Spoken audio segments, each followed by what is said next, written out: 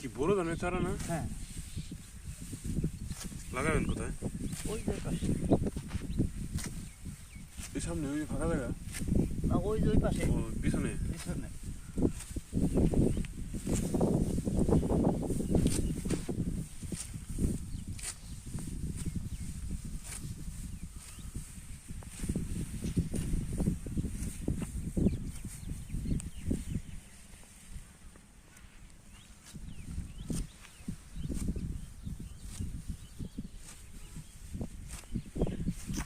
এটি যে দানা কেমন?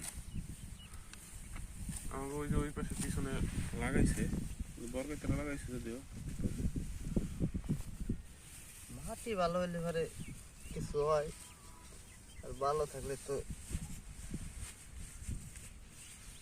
তেমন ভালো হয় না।